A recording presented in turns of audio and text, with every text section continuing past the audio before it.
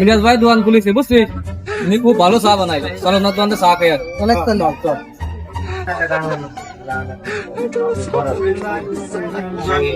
ভাই আমাকে তিনটা চা দিয়েন তো। अच्छा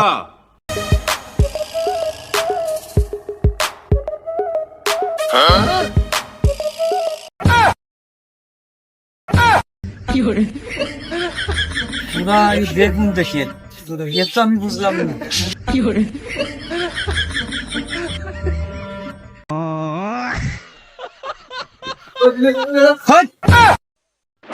পাগলের বাচ্চা, পাগলরা বেগুন দিয়ে চা খাচ্ছে।